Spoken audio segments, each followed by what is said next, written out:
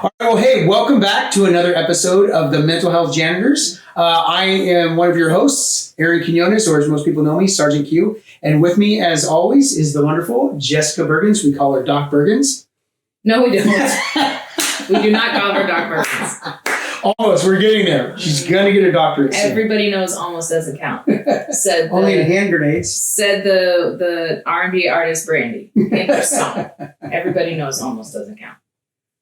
So we're both combat vets, and we got to know each other 8 years ago. We found out 8 years ago we started a friendship, and we've been overseas together working in ministry. We actually attend the same church, and so I've watched Jessica go through her educational process, getting, first her associates and then bachelor's, and now you have your master's in counseling. And soon she'll be starting her doctorate. So I think it's if we get 1,000 subscribers, she says she's going to start. 100,000. 100,000?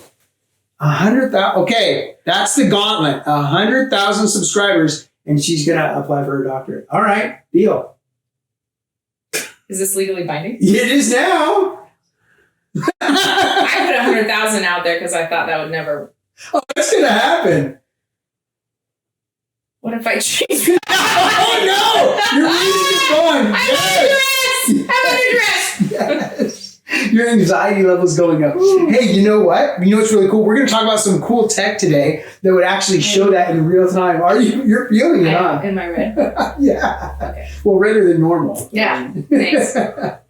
There's some really cool tech that we're going to share with you guys that's coming out called Sensei AI. And there's a few others like that, but the one we're going to talk about specifically that is an at-home brain imaging, mind mapping technology they have out that you can do at home instead of in a clinic with a huge facility and lots of doctors. You can actually map your brain at home. So we'll share with you a little bit about that. We're also going to talk about this idea of the negative bias. And so we've talked about that a little bit on the last couple episodes. Well, we're going to break down what the negative bias is and some tools you can use to overcome it. We're also going to talk about Socratic questioning. And so we'll get into that. And then again, we'll do some practical application where Doc Jess over here, she uses me as the training dummy, as the patient. And you guys will get to see one of these counseling techniques in use live in person in just a few minutes. So stay tuned.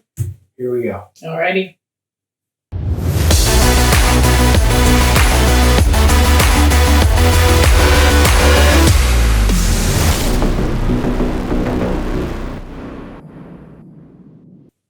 All right, so Sensei AI. I know I just shared this with you. Yeah. I saw this technology, I want to say back in November. I was at a mental health conference and I saw this thing in action. I watched a whole demo on it. It was about an hour long. And then I got to play with it. I got to see it used. It was really, really cool. It's an at-home brain imaging. And what they do is they're using this technology. You fit this on your head like a little helmet, some headphones over your ears, a little helmet that's got sensors on it, on your head. And then on the app on your phone, it's got some visual cues. And so what you're trying to do is concentrate. So we talked about mindfulness, right? And how do we stay in that flow state is what they call it, which is staying in that focused mindset. And so this thing helps you do that because it can scan when your brain is going off track. Mm-hmm. And so now you hit these different goals. And at the end, it gives you a readout and shows you how well you did. And so you can start to train your brain in this mindfulness technique that we talked about. So what are your initial thoughts on that, Jess? What do you think about that initially? Like, be honest here. Like, what do you think? Yeah. Oh, man. I mean, I think that the concept sounds really cool. Like, it's like money, right? Money is neither good nor bad. It can be used for good or bad. Same with technology. And so my initial instinct is like, heck no. I don't want anybody programming my mind with any kind of technology involved. Okay. I guess I'm old school and want to just do old school mindfulness. Right. Okay. Even though mindfulness isn't old school at all, it's a new concept. Well, no, it's not a new concept. Well, it's actually an ancient practice that the Jews used to do. Yeah. Right? They talk about that in the Bible, about mindfulness and meditating on the word. Yeah. So it's an old practice. It just kind of has this newer age spin on it. Yeah. Maybe they call it mindfulness. Yeah. Got it. I'm old school Jew type. Let's just meditate on the Word of God and fix our thoughts on things above, not on this earth. Hey, fantastic. I love it. But I love technology too. I have a tech startup. I have all kinds of new gadgets all the time. I've got to like try all the new stuff just to see if it works, if I can break it. If you guys know me, I've always got a new gadget. And like even my phone is newer technology, right? So it's this flip phone right here that just, look at that. And I got this actually out of necessity. One, because it's cool, but two, so I won't break it. I break my phones all the time because I drop it. Now it's this clamshell. Can't smash it. So I need to get my husband one of those. Yeah, absolutely. It's great tech. They're expensive.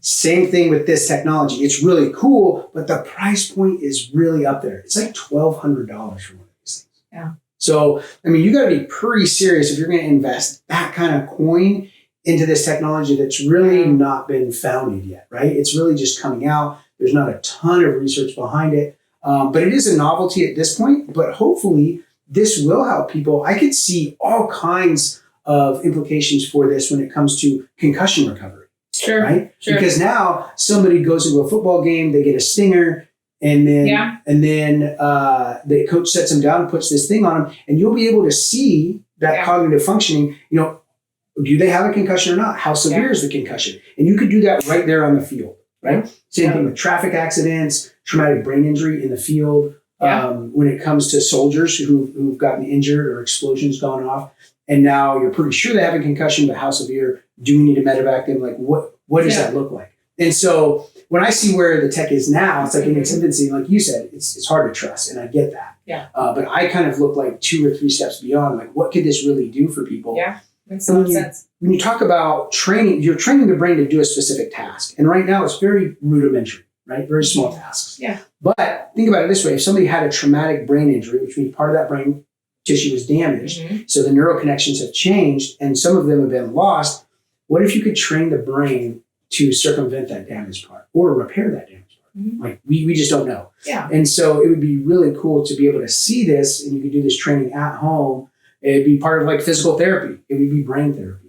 So for right now, it's new and it's cutting edge. But I just look, where's this thing going to be in 3 years, 5 years, 10 years? Is this something that when somebody receives a traumatic brain injury, it doesn't have to alter their life, right? Sure. They could go through this physical therapy with the brain and repair it. Yeah.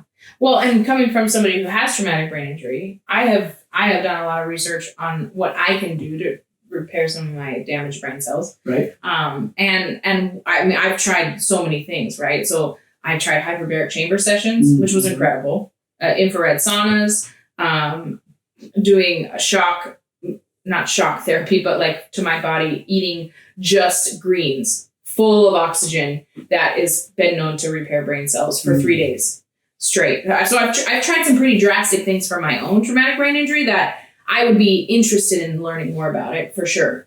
I just have some doubts and skepticism about it. Maybe we should buy one of these at one point and try it right here.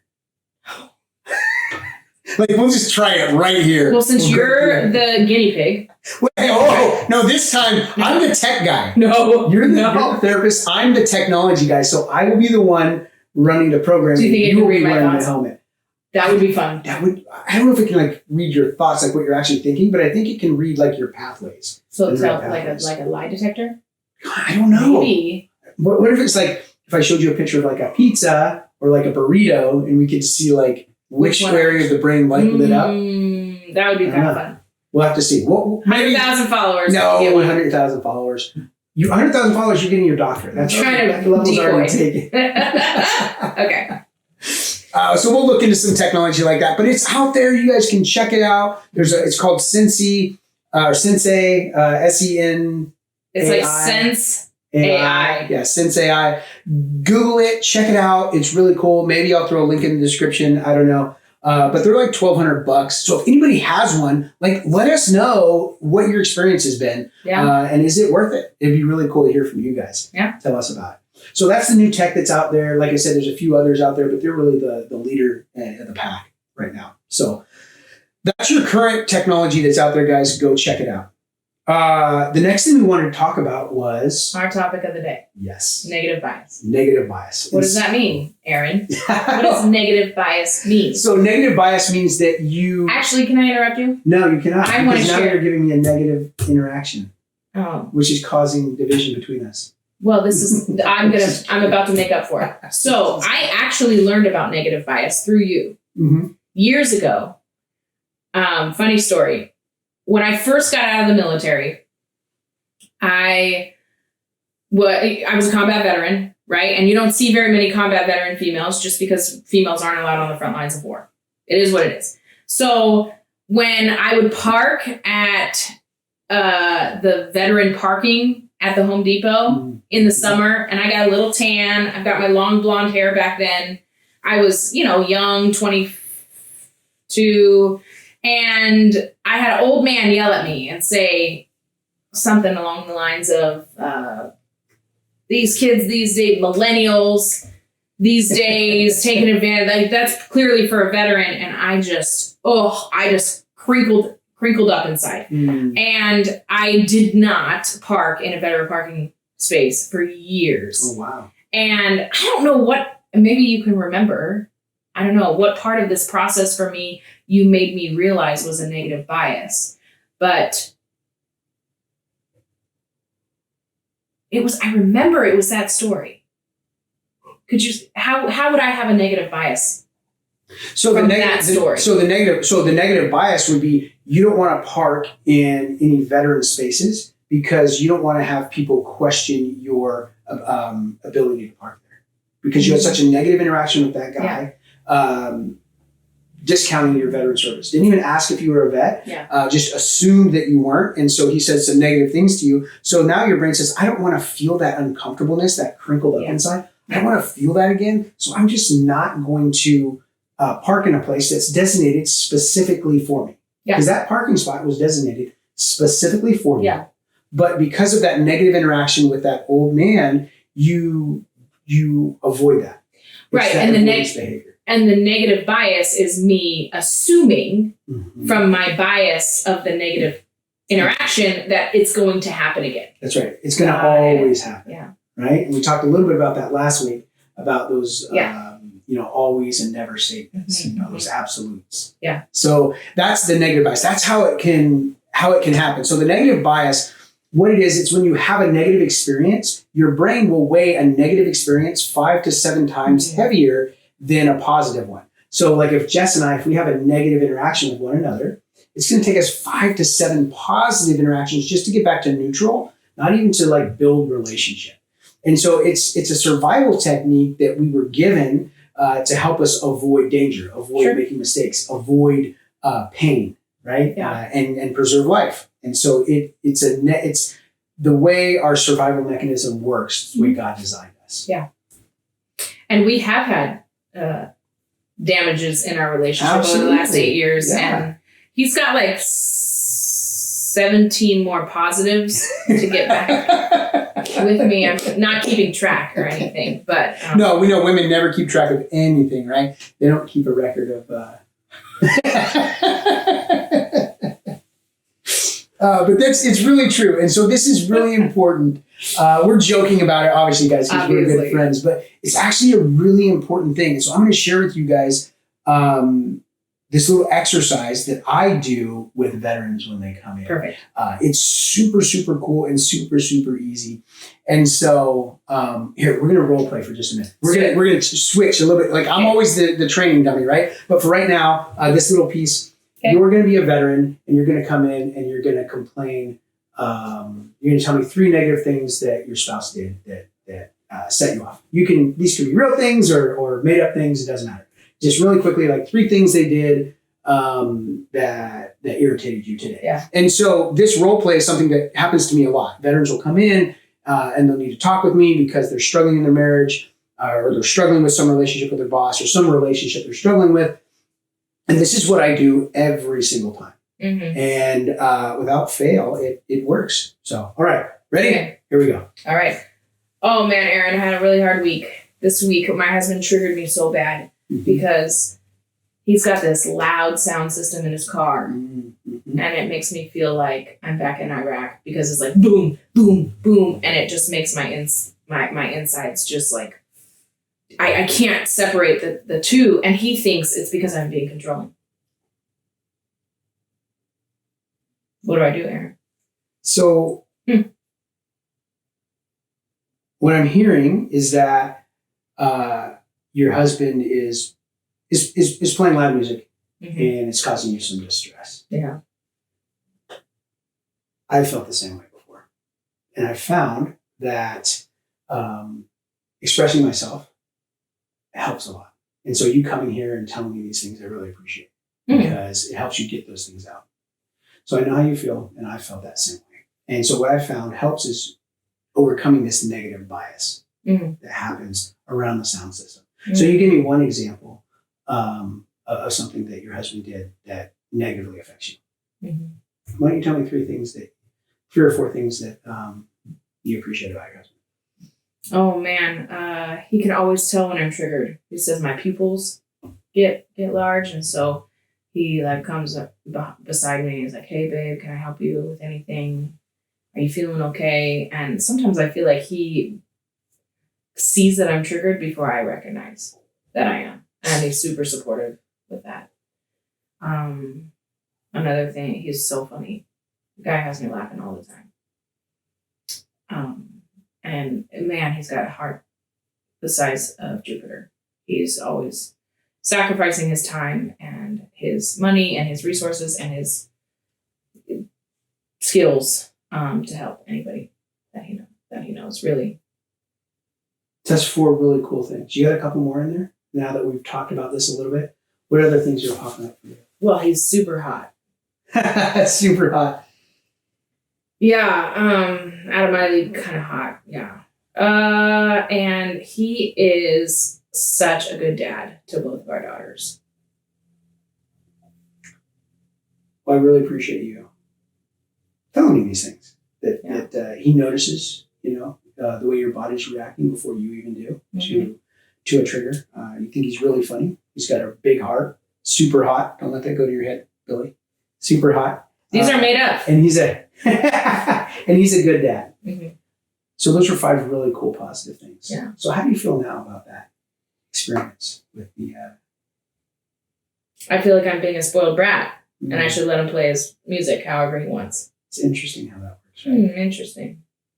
So that's what I do right there. And that was a very simple, quick, easy little exercise. But I do that with veterans. And sometimes you only gave me one, right? And so sometimes veterans will come in, they'll give me two or three. Well, and that's a really old one. Disclaimer. Right. Years ago. Okay. So yeah, this is okay. yeah. Right. These are just exercises so you guys can see how it works. Got it. But what I'll do is they'll give me like three things like that. And so I'll say, okay, great. So give me 21 things that you appreciate about your spouse. I got all day. I'll wait. Yeah. And we go through this process and have to think about all these positive things they appreciate about their spouse. And when we're done with that exercise, sometimes it takes 10 minutes, sometimes it takes 30 minutes. But by the time they've gotten that out, we've helped them overcome that negative bias because we've talked about these 21 things that they appreciate about their spouse. So these three things down here don't look as big. Yeah. They're not glaring. Because when you're focused on three things, like that's all you see. You see this small little bit, which is your negative bias. But when you talk about these other 21 things that you appreciate, it puts things into perspective. And so one of the other things that I did with Jess was the feel, felt, found. And we'll go through that exercise in another episode. But I know how you feel. I felt the same way, and I found that this helps. And so that's just another technique. We'll get into it at another time. That's really good. And it actually reminds me, since we're talking about my husband, yes, he calls that the stank face. I'm stank sorry face. I've been looking at you through the stank face. Hyper focusing on those negatives. Yes. Stank face. Yes. For us amateurs. There you go. Yes. The stank face. The stank face. Hashtag stank face. Okay. So That's good. Billy, you're going to be trending. Your stank face is going to be trending. So that's the negative bias. That's kind of how it works. And so we're going to actually get down and break it down and talk to you how the brain focuses on those things and how it gets hyper-focused and how we can avoid it. So Jess, from your perspective, being a professional, talk to us about this negative bias. Like what's happening inside the brain?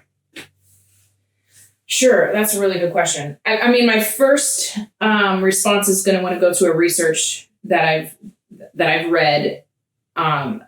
She's a I can cite it later. She's a psychologist, psychiatrist, brain psychiatrist, especially research oriented, right?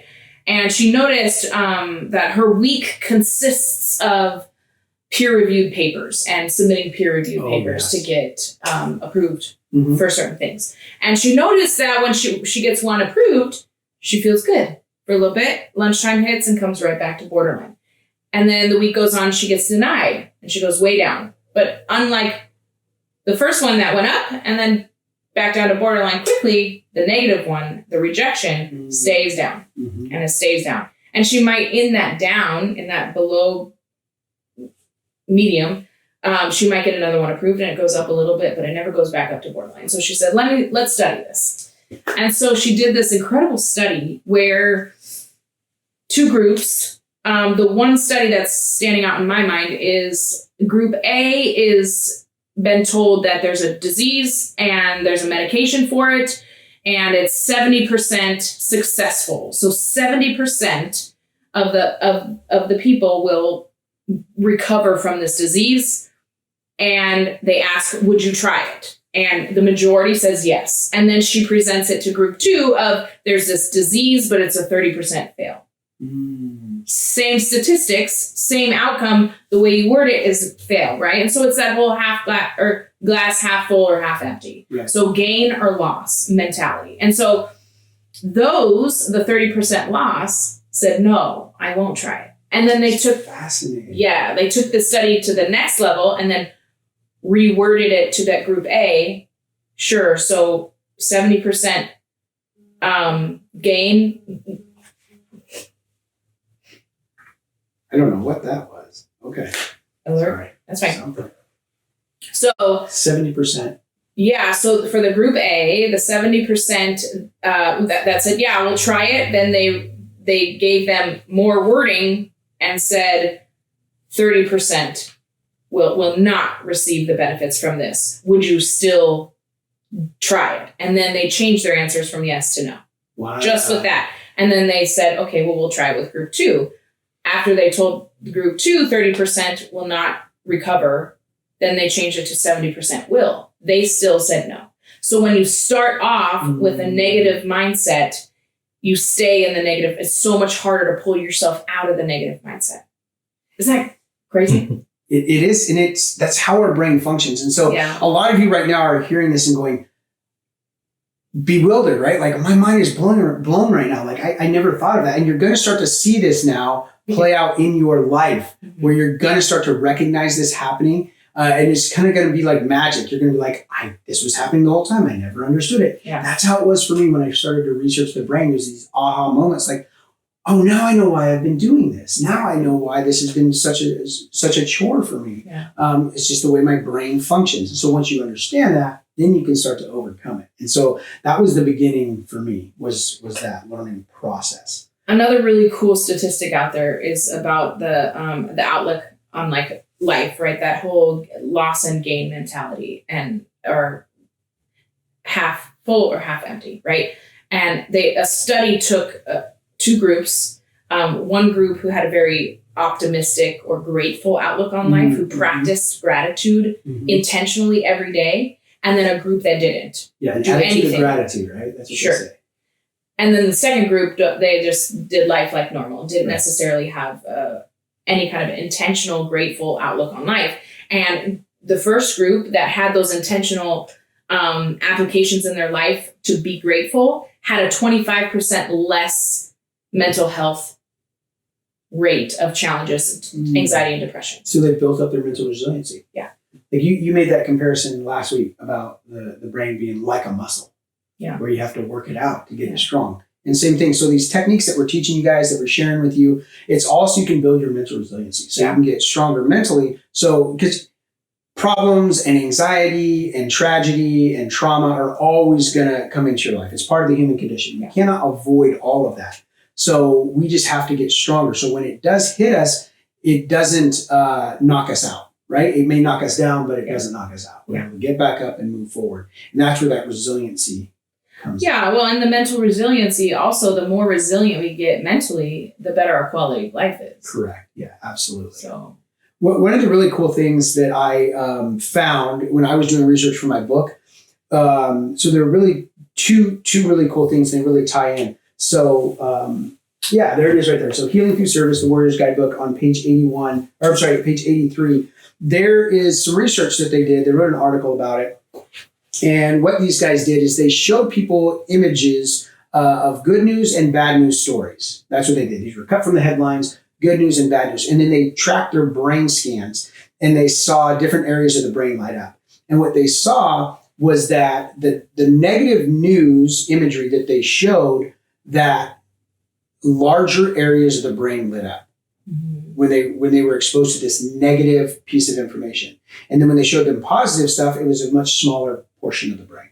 So that, again, it quantifies what we're talking about, this negative bias, because a larger area of the brain is activated when the negative bias is, or when we're shown a negative stimulation, then, more of the brain lights up. Yeah. And so that was really cool. And that led me into another study, because that's kind of how these things do, right? Yeah. I start reaching this and I read one study and it leads me to another one. And so the tobacco industry. So think about big tobacco, right? When I was a kid, like everybody smoked. It was no big deal. It wasn't this socially awkward thing of people smoking like it is now. And so what they did is this outside agency sued the tobacco company because they wanted to research to prove that putting images on the cigarette pack of like lungs or hearts that have been affected by disease from tobacco would decrease people's willingness to smoke.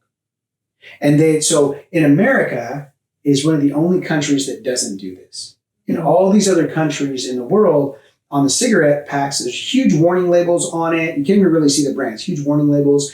And there's not just imagery, but there's actually images of people who've been affected. So they'll show the image of the individual on the pack of cigarettes with like a tracheotomy, and then they'll show that person's like heart or lung, on it as well. Very graphic, very gruesome, negative imagery. And what they did in this study is that they would show Group A these negative images of real people that have been exposed to the harmful effects of tobacco.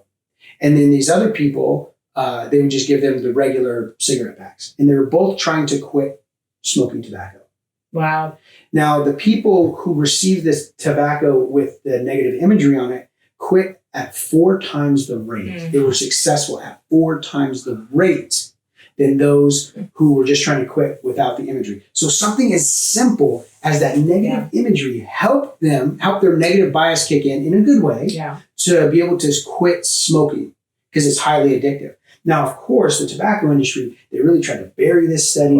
They really didn't want to promote it. They fought in court to say that putting those images on the tobacco was infringing on their right of free speech, which free speech is not for a corporation. It's for an individual. Yeah. But they were able to, with their lobbyists, be able to push that. And that's why we don't have that on our cigarette packs anymore. They did some concessions where now I think they pay this organization money and then they get to run negative ads about tobacco, right? But that was how they overcame that. Or truthful ads.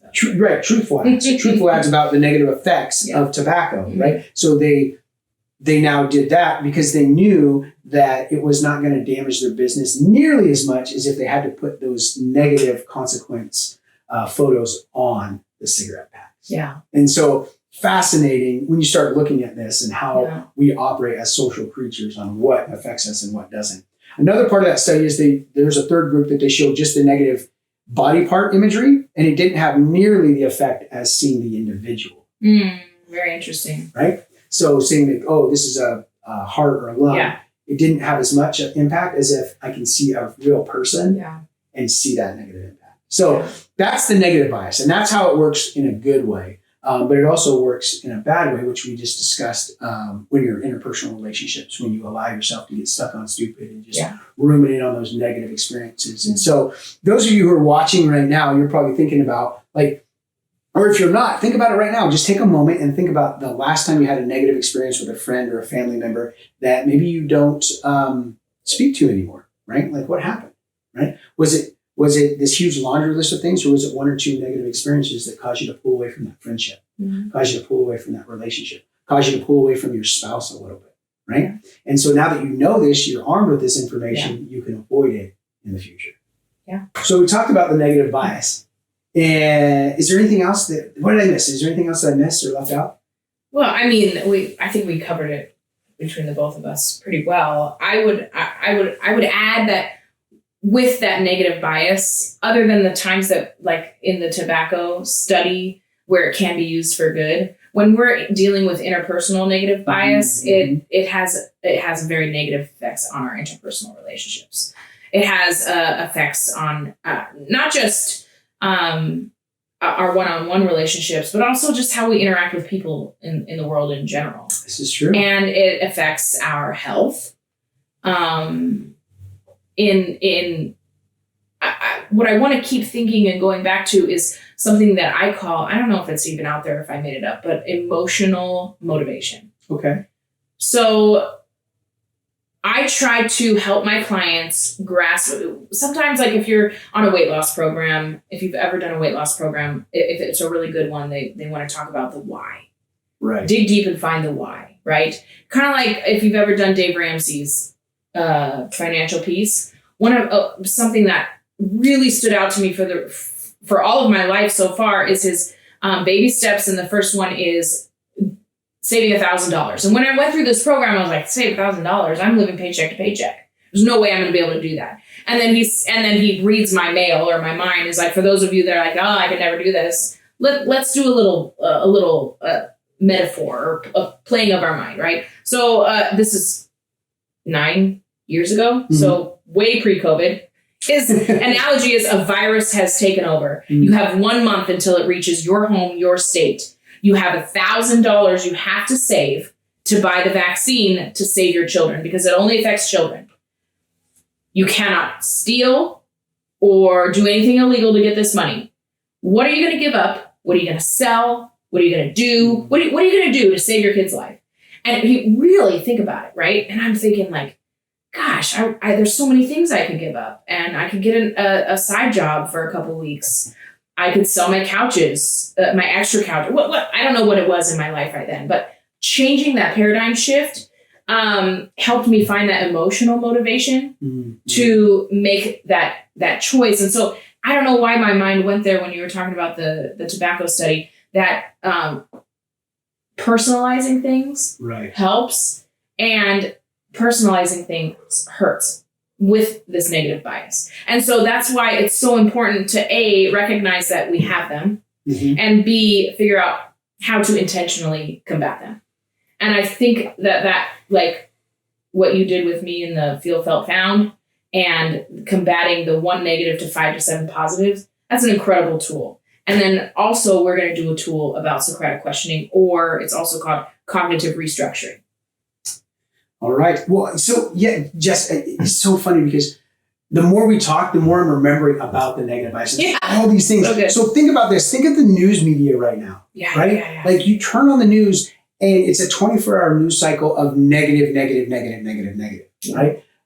Political campaigns, right? They don't tell you what they're going to do for you. There may be 1 or 2 of those ads, but they're really just running smear campaigns about all the negative stuff of their opponent because they know that negative is going to stick in your brain better than any positive. They have to run 7 positive ads about themselves and what they're going to do to help you, or they can run 1 negative ad about their competitor. So true. Right? So think about that. That's think about crazy.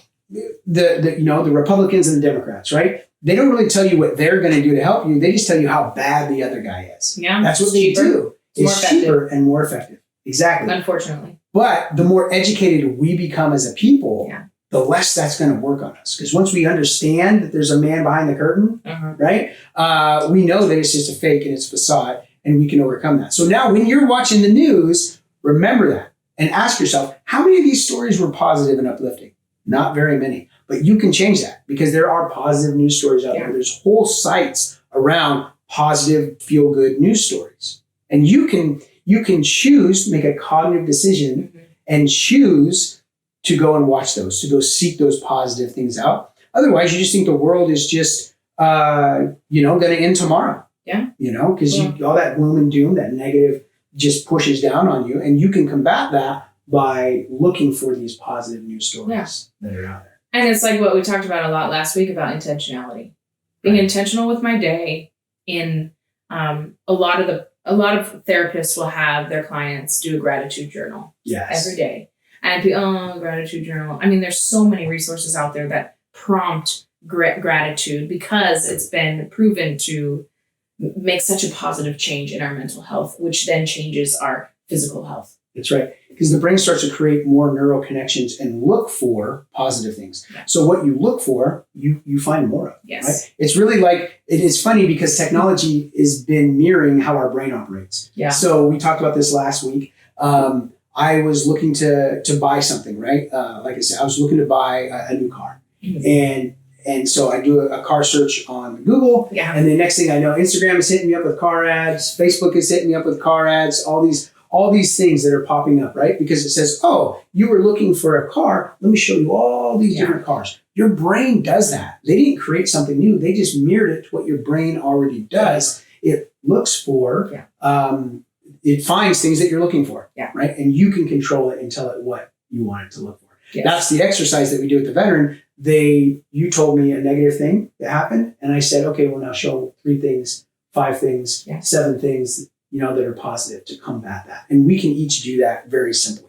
The last thing I will say, another research study, which is fantastic. I do a lot of training for police. I do a lot of mental health training for the police. And one of the studies I looked at showed that if there was an officer that was involved in a critical incident, like at an intersection or specific area of town, or more commonly like an intersection where there was a really bad collision, if they were involved in it, or they were the first responder on the scene to a really bad, where there was, loss of life, loss of limb type of accident, that their patrol routes would change after that to avoid that intersection, to avoid that area. That's what they studied.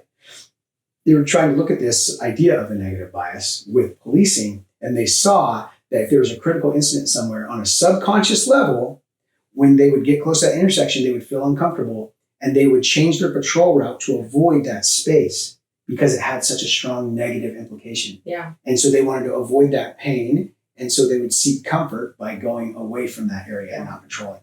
And it was only those officers that were involved in that critical incident. Other officers, it didn't happen, right? But only where there was a critical incident and they were on scene, first responder, that their patrol routes would change to avoid that area. And then that gets into all kinds of other implications when it comes to police. About policing. People say, oh, there's racial bias, gender bias, all these different things. Really, it's the negative bias, right? If you're going to a specific neighborhood and dealing with a specific demographic and all of your interactions are negative, on a subconscious level, that affects you. Yeah. And so they're going to interact differently now to that specific people group or to anybody in that area because of that negative bias. And so teaching the police that they have this negative bias and how to overcome it is important, but it's also important for the public to understand that happens on a subconscious level as well. And so I know that's not a popular thing to talk about on either side, right? Because everybody wants to be like, back the blue 100% or Black Lives Matter 100% or whatever your political,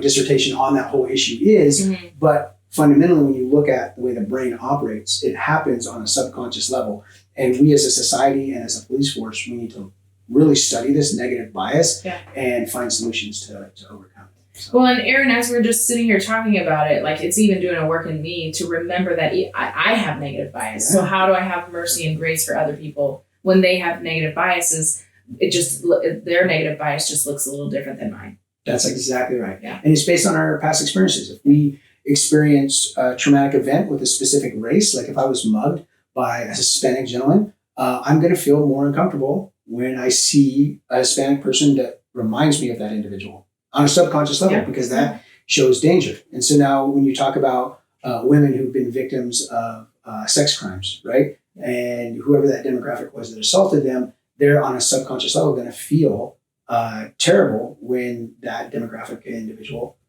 is around them. And they're not going to understand why. And so there's so many things. I mean, we could do 6 hours just talking about this. Yeah. But let's move on Yeah. because we've got other things to get to. But I can tell you that this is going to be a common thing. I think we're going to be talking about this negative bias for a long time. Yeah. It'll pop up from time to time. Oh, So yeah. just know that it exists, and we'll continue to work with you guys on how to overcome it. So, Perfect. all right. So we wanted to talk about Socratic questioning. So I'm just going to pitch this right over to you and tell us about Socratic questioning. So in the therapy field, we call it Socratic questioning or cognitive restructuring, right? We talked about cognitive thinking patterns, Right. structuring, right? And so one thing to understand is that, how old are you? A lady does not give up her age. His wife just told me he was dramatic. I'm a thespian. Okay, so I'm 44. 44, and you've had a negative bias about something for 32 years because you had an incident traumatic as a child, right? Okay. We're talking 32 years of having this negative bias. So we can't just be like, oh, I have a negative bias, get rid of it. No, we have to unlearn and relearn a new bias, okay, a more accurate bias. And that's where we cognitively restructure. And one of the ways we do that is by this Socratic questioning. And really, it's just like becoming a lawyer for our thoughts. Okay. So if we were to... I didn't even have to interpret that. She did it herself. You're getting better at this, Jen. Yes. Good job. Cool, thank you. Because I hang out with him and he uses big words. It's actually very ironic how this is set up. So this is also the part of our segment of application. So are you ready to be a guinea pig? So we're going to just jump right into it. So no, I want to talk a little bit more about the Socratic questioning. So Okay, sure. why is it called that? Like, what is that? Maybe people don't know Socratic, right? Where does that come from? You don't know? Oh my gosh. Okay. Do it. So Socratic questioning. So It's a part of his cognitive behavior therapy. you know who Socrates is? Yeah. Okay, so who's Socrates? Socrates was a Greek philosopher. There you go. A great thinker.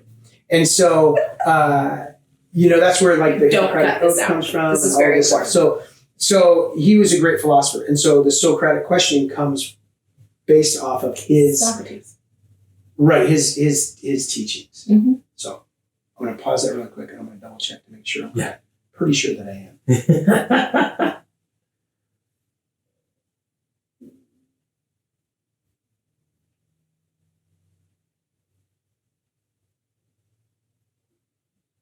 Derived from the Greek philosopher Socrates. Yep. In order to delve into his students' view, he would ask them questions until any contradictions were exposed. I don't know if they taught us that. Just noticed. So Socrates was a Greek philosopher, Yeah. and what he would do is he would ask his students questions, and he would just continue to ask them questions and questions and questions until he could find contradictions or till there were no contradictions. Right? Isn't that right? Yeah. Casey? Till he could find no contradictions in their theory or in their discussion or in their argument, and so that's where this Socratic questioning comes from. So there's a little history lesson for you. Thank you, Dr. Sargent. Dr. Sargent. Dr. Sargent, you. It's funny because during lunch, you just said to me, like, you are the guy that's just full of random facts. And I was offended. And then it was like, but it's true. I am the guy with random facts. Yes, his brain retains information above the normal human being. It does. I mean, he has so much knowledge up in his head that we were talking about different learning styles also. And somebody we both care about greatly has just a different learning style, say that you would have. Like I was never, I can sit and teach myself something that I wasn't really interested in, such as math. I have to be taught, I have to be shown how to do a math problem, right? And so I could have never been to, a lot of kids now are transitioning to like online school, self-paced school. Yeah. And I could have never done that as a high schooler. I barely graduated being taught things. And so I am hands-on, show me how to do it, explain to me how to do it. And I feel like you just retain knowledge. Yeah. So I retain knowledge. I read a lot, right? And so leaders are readers. I read a lot. And I read a tremendous amount of books. And so for me, I kind of see things in pictures, I guess. I don't know. I can see concepts. That's what I was trying to say. Like, I don't think that I'm smart. I can just see a concept. I can see the concept. Like I can visualize it. Yeah. And when I can visualize it, that brings in other knowledge that I have from other things. And I'm like, oh, hey, this is related here. Yeah. And I feel like I'm building this like mosaic. Yeah. So I take these different concepts and I can bring them together. And that's where that random facts, right? Like those random things come up. So I'm like, oh, I remember that. That is related here. But for me, I see it more in a picture style, I guess. So well, and one thing that you said when we were talking at lunch was that you were in high school in a self-paced type school and you excelled in it. Mm-hmm. And I could not do that. That's not how my brain works. And that's why you know what Socratic questioning is, and I don't. Right, I'm like, oh, hey, where does that come from? I literally thought I was throwing you a softball pitch on that one. Thanks. You were gonna, I can't even play softball. and you were just gonna like crack that sucker out of the park. And I was like, I have made a tactical error. How do I recover? Good thing Casey's a great editor. Leave it all that out. Show my authentic stupidity. It's not stupidity. Ignorance, maybe. You were ignorant. What'd you call me? Ignorant. Because you just didn't know. If people think ignorant is an insult. It's not an insult. It literally means didn't know. nobody taught you. That's not an insult. Somebody Stupid probably means taught they me. taught you and you forgot, right? It could have been it. It's totally possible. All right, so let's go back. Okay, so Socratic questioning. You guys know what it is now. We had some. And I do too. So, okay, let's get into the practical application piece of this. Yes. So, as usual, I don't know exactly what we're going to do here. I'm going to be the training dummy, and Jess here is going to be the therapist, and so she's going to walk through this process with me, and you guys are going to see it in close to real time here. We're not going to do a whole lot of editing on this part at all, because we want you guys to see the raw, real, counselor and client interaction, what it could look like. And we really want to break down the barrier and the fear you may have of going and getting counseling. I've been through a tremendous amount of counseling. So has Jess. Yeah. Just literally every person that I know, I encourage them to go to counseling. Go early and go often. Mm-hmm. And so here's the thing with counseling, my little nugget for you guys. When you experience trauma, your brain releases all these chemicals. And cortisol is one of them. And so you have these brain synapses and they send signals back and forth, right? Kind of looks like a flower. Now what happens is that cortisol coats around this receptor and it closes it down. So it's hard for your brain to send signals back and forth, right? You kind of get that brain fog and you have like a chemical, not really a chemical imbalance, but your brain's just not getting the signals through.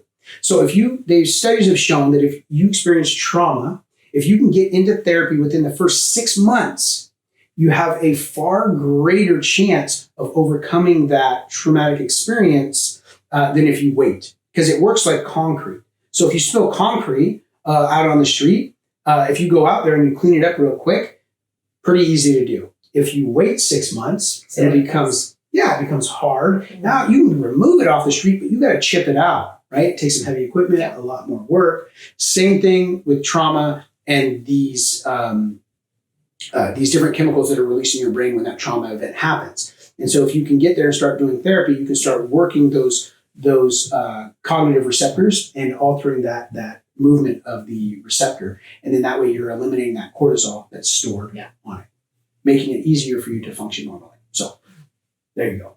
And there's still hope for those of us or those of you that have childhood trauma. Oh, absolutely. Yeah. Still a lot of work that can be done. Yeah, absolutely. It's not, it doesn't have to be a permanent, like, oh, I'm always going to be this way. You can definitely work at it, but it's just going to take you a little bit longer and it's going to be a little bit tougher, but you can get through it. I mean, I've done it. I'm sure you've done it, and so you work with clients all the time. When you're walking them through that stuff.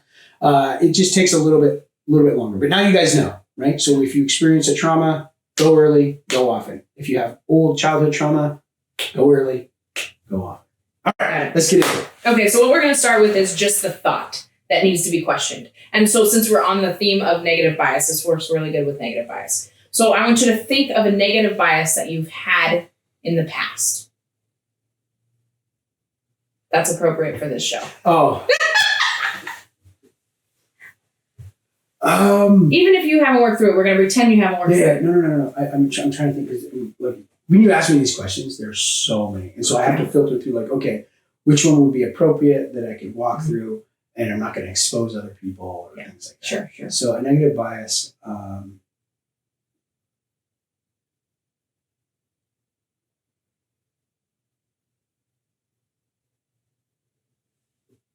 it. Okay. So we're going to start with your thought that is we're going to question. Socratically question. Okay. So think of a negative bias that you've had in the past, even if you work through it. Just okay. So tell me what that negative thought is. Negative bias thought. My negative thought was that Christians were a bunch of jerks, and I didn't want to be around them. Yeah. They were very judgmental, and I just didn't understand, this all-loving God that you talk about. Yeah. But yet you treat me this way. So, yeah, that was a huge negative bias for me. Yeah. And so now tell me a little bit about some evidence for that thought. Yeah. So I remember when I was a teenager, I got invited to go to this youth camp. And I'd never been to church. I didn't really know. I got invited by a friend like, hey, we're going to go to this camp, for the summer. And I'm like, yeah, it sounds cool. I don't know. I've never been to a camp. I'm a super poor kid. Yeah. I think I was 15 at the time. So never been to like any kind of summer camp or church camp or anything like that. I had no concept of it. I go there, and so we're doing all of these like activities and games, and it's fun, and there's the lake, and there's all this cool stuff, and I'm meeting all these other kids. I'm like, this is fantastic. And then at night, you go do chapel, right? Where you go in and you do worship, and they give you the word. I don't know what any of that is. No clue, right? Like I knew we were going to go camping. I brought some clothes, and like, I'm poor. Yeah. And so I show up, and all I got is shorts and t-shirts. Well, they wouldn't let me go to chapel because you have to be in pants and a collared shirt. Nobody told me. I didn't get that memo. Yeah. And so I had to sit in my cabin by myself as everybody else got to go to this camp and have fun. I don't even know what's going on in there, but I can hear them shouting and having fun. And I'm sitting by myself in this room, and I just thought, like, this sucks. Yeah. Like, you're telling me that this all-powerful, all-loving God cares if I'm wearing shorts and a t-shirt? Like, that's no God I want to know or be a part of. And so that's where my negative bias came from. Yeah, and there's your evidence for it. Can you think of some evidence against it? That negative bias. Yeah, I mean, I can look now and I can see, the majority of hospital systems in developing countries were built all by Christians and churches, right? Same thing with schooling in all these developing countries. Yeah. I also look at here in the United States, there are so many nonprofit hospitals that are funded by Christians and Catholics throughout the country that do that. I also look at, just in my own life. I want to say that I was in my 20s. I'd just gotten out of Iraq, and I was homeless at the time. And I was living in my car. And somebody told me, like, hey, man, on Sunday evenings, you can go to this church, around the back. They have, they give out boxes of food. I was like, church? I don't know about that. But I went. I was hungry. And sure enough, I'd show up. They wouldn't ask me any questions. They would just were real polite, nice to me, hand me some food, and then I was on my way. And I would go there every week, and I knew I could get a little box of food to eat. And that really, I didn't notice it at the time. I can look back now and see that was a little seed that God was planting in my heart. But so that was some evidence in my own personal life, right? Of these Christians who don't know me, don't owe me anything, but they just wanted to show some love to the community and give out food to those people who needed it. And I was one of the people who desperately needed it. And can you think of evidence now that you're a believer and have been studying the Bible? Can you think of evidence for that first example of them not allowing you into the church? Yeah, absolutely. People get stuck on tradition and the mission, right? Like whatever the mission is, right? They get stuck on that. And God constantly reminds me of that now, that people are the mission. And I think we talked last week about my hard heart about helping, because I got burned by one organization. It makes it harder to work with another organization because I don't want to get burned. And so that's the evidence right there in my own life of having to work through that piece and realize that I can help somebody else. And so that's where the realization came from for me, I guess. Okay, so I guess my question is have you found that there's evidence, like now that you are a Christian, how they treated you at that camp, is there evidence for that treatment anywhere in Christianity? Not necessarily in Christianity, but I see it in the tradition that people follow, right? And so the tradition was that you had to wear pants and a collared shirt to go into chapel. Okay, that's not my question. Now that you know Christianity, right? Is there evidence for that kind of behavior? To support that kind of behavior? Is there evidence to support that kind of behavior? No, there's not evidence to support it. Okay. Oh, I thought you were asking like what was the reason why they would do it. I say because they were stuck in that tradition and they were missing the bigger picture. Yeah, and in that moment you didn't know. Yeah, I had no idea. But now that you're outside and you're looking, you know that wasn't real Christianity. Right. Correct. Right. And so that's just sometimes part of the process of even now, as adults, there's still certain things we don't see the big picture of, and we get stuck on stupid. Right. That was just a little segue to that. Okay, so we're gonna get back to the Socratic question. When you were feeling all Christians are hypocrites and mean, rude, were those thoughts based on facts or feelings? They were, I'd say both, because what happened to me was a fact, right? Like I experienced that. And then I felt that way because of my experience. And so what I did is I painted all of them in that light instead of being able to separate. Like that was just that one group during that one time. But my brain couldn't process that. It really just said, well, all of them are that way. Yeah. So now that you know the facts of Christianity, was the way that they treated you based on their facts or their feelings? I think it was based on their feelings, not facts, because there's nothing in Scripture at all that supports anything that happened. Not just can you not find that support anywhere in Scripture, you find contrary. That God looks at the heart and not the outward appearance. So their negative bias played a role into your negative bias. And that's how, if we're not operating in facts and truth, things get very convoluted. Right. And you're right, is the exact opposite. So there's scripture that say, when you invite people into the sanctuary, don't go to the poor beggar and say, oh, here, sit at my feet, and give somebody who's dressed nicely the good seat. Exactly. It literally says the exact opposite of how they interacted in that situation. Yeah. So, and I know that now because I know the facts and I know the Bible. Sure. But at the time, man, that messed me up for a long time. Yeah, I bet.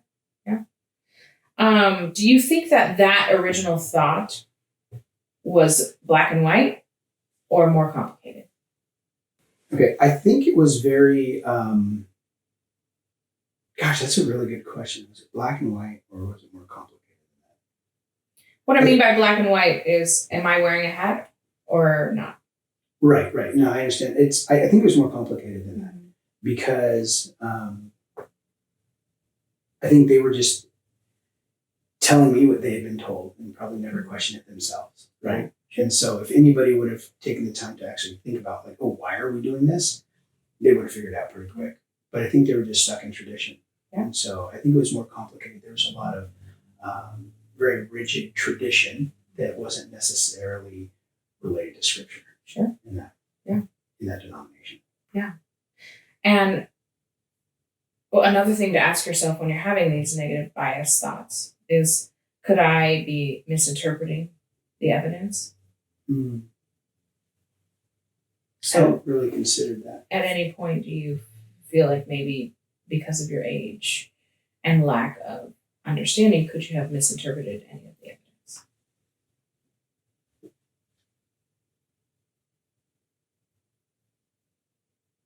I don't see how I could have misinterpreted that in this situation. Yeah. And sometimes there's no, and sometimes yes. And that's okay. And then lastly is am I making assumptions? Oh, I made huge assumptions. Oh my gosh, yeah. I mean, and it even got worse than that because then, Marines that were under my charge who were Christians, I was like, okay, well, you guys are getting the hard load. Yeah. Right? Yeah. I mean, I really did. Yeah. And I would I was harder on those guys than anybody else. Sure. So I really can relate to Paul, feeling like, oh man, because I didn't murder no dudes, but Paul was literally murdering Christians, right? And then he became one. Yeah. And because, hey, we're all sinners, and I am chief among them, is what Paul said, right? Like he knew. And so that's my approach now. It's like, I know how I treat these Christians. So when people treat me poorly for being a Christian, I'm like, well, I did it. Yeah. I don't even get angry at it. I'm just like, nope. If you're going to hate on me because I'm Christian, I'm like, I get it, bro. Like I was there too, So that gives me a little bit more grace for them. But I made those assumptions for decades based on that one single interaction that I had. Yeah, which created many stems of many negative biases. Oh, absolutely. Yeah. Cool. That's my application for today. Awesome. That was easy. I didn't cry again today either. I'm winning at this thing. 2 or 3. All right. 2-1. Perfect. This is not a competition. Everything's a competition. I know. All right, you guys. So that's what we have for you guys today. I hope you enjoyed the negative bias. I hope you learned something through this process and were able to take some of this stuff home with you. Mm-hmm. And as always, we want to give you the 3 E's, right? Which are going to be educate, empower, and encourage. So we've educated you on the topic of the negative bias. And now we are empowering you to take this message to your friends and family. We'll learn how to overcome the negative bias and then talk with your friends about this concept and get their buy-in as well. And then we will continue to encourage you along the way. Keep following us here on this podcast. And eventually we'll start putting out some other weekly material that you guys can get as well. If you have questions, please send them to the show. Casey will look over those and we'll try and answer them right here online. And pretty soon we'll have our store up and running. If you guys want to get some cool merch, you can get that too. All right. So that's it for us. I'm Sergeant Q, and this is Doc Bergens. And we're out. We're out.